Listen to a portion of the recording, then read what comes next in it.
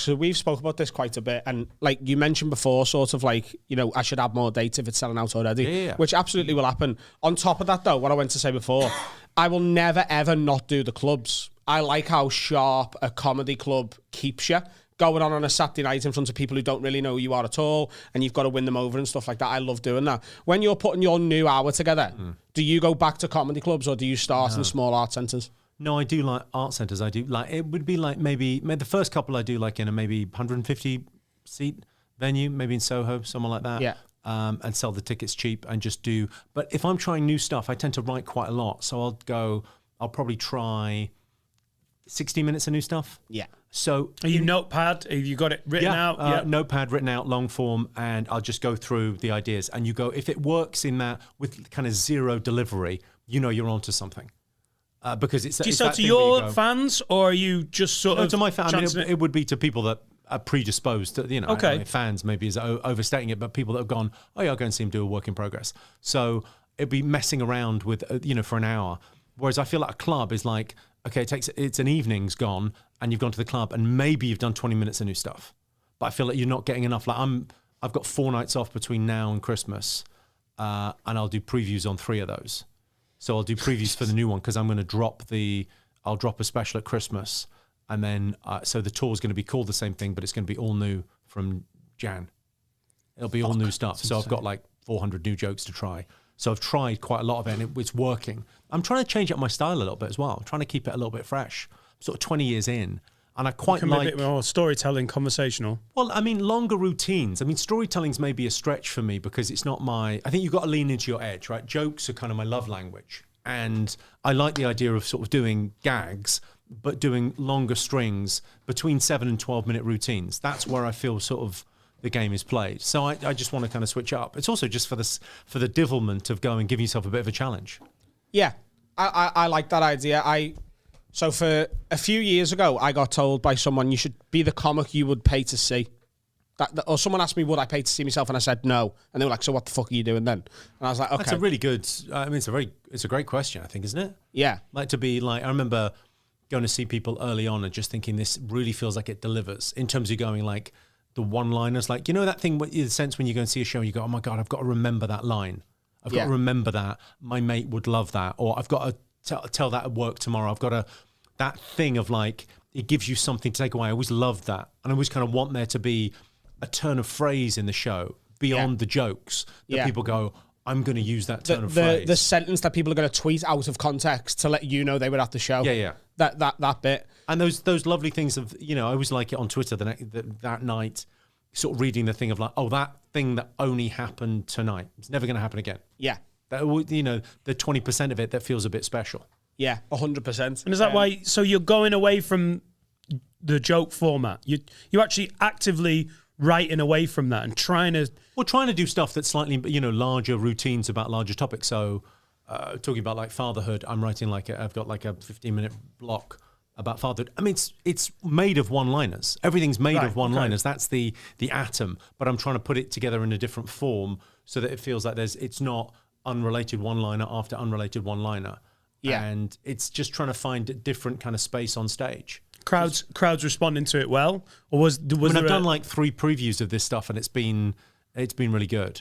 And it's, you know, I think it maybe allows you to push things even further because it's it kind of, you're coming at things from like 3 different angles, and you're making sure that you've got like 7 or 8 different joke types within a routine. Yeah. So it's different flavors.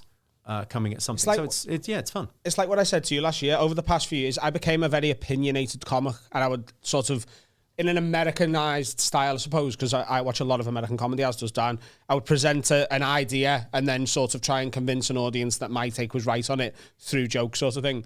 But I got to a point, I was like, I need a story. And also, a lot of the time on this podcast, we're quite silly and just daft and just trying to make each other laugh. So I wanted like a silly bit as well. And that was like recently I sort of switched it up a bit, and I wrote a story about like trying to go to a doctor and struggling to get an appointment and stuff like that.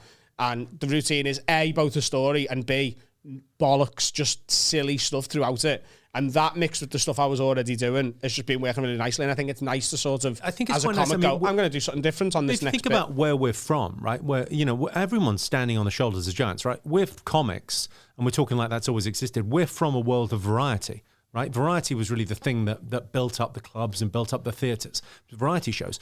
And even within, like, my show is me on stage for 2 hours. But even within that, you want there to be plenty of variety.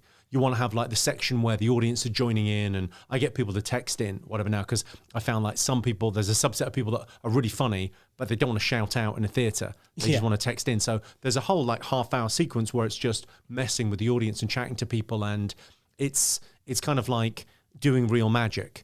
Because it's like just being funny, just off the cuff, in real time, making up, and it could only happen that night. So that's they really text fun. you on stage, or do they text you and then you look at them in the break? We look at them in the interval. So it's kind of pre-show. You're not reading off. And we've got another text through from a racist. Yeah. Okay. No, but it's really, that's a really fun bit of the show. But that idea of like having variety within the show, so you go, there should be some really silly jokes and some juvenile stuff and some serious stuff. It's the same in a 20-minute set. You know that certain jokes work well when at the start of the set. You have something light, punchy, get to know you. Then you have, it's the same. It's just an extended version of that. And then you extend that over 20, 25-year career. I'm sure when you go to write a new show, you want to say that like this style or subject matter that you're like, I did that. That you want some contrast. You want some it's really evolution. Actually, when I think about it, when I write a joke, I know exactly where it's going to go in the set. I know immediately, right, that'll go at the end. That'll be in the end sequence. That's got that little pepper in it. That's going to be, or you go, that'll fit in somewhere that's just a little. Why the pepper? What do you mean with the pepper? You mean it's one spicy. of the big? Yeah, okay, spicy. It's one of the daddy jokes. I kind of think the I don't know where that came from. I really regret saying one of the daddy jokes. I think it works. It absolutely works. I think that your sense of humor is like your taste in food or your sexual preference. I don't think you get to choose your sense of humor. I think it chooses you. And I think some people like it spicy, some people like it kinky, and some people like edgy comedy. And I'm very lucky that I found an audience that like the same kind of comedy as me. So they come along and they want that stuff that's like, okay, you're not going to hear that anywhere else. And there's a really interesting balance of like the audience is a genius. The audience tells you what is and what isn't funny, and it tells you what is and what isn't acceptable. Yeah. Every time. And they know organically, like an audience of 50 people in an art center know, oh, that's okay. Or no, that's a bit much. And they'll respond in the same way as 3,500 people. And do you lean into that when it's just you, it's your show? And do you have a fourth gear for like a corporate where it has to be not vanilla, but you have to take some of the sort of corners off? The vanilla thing, I guess like for corporates and things now, I'm booked as seen. So if there's a corporate and they go, actually there's going to be, a lot of young children at this, so could you, fuck it, book someone else. But, for TV, I think... Jimmy Carr. for TVs. For the You're christening. offensive. TV's offensive, Jim.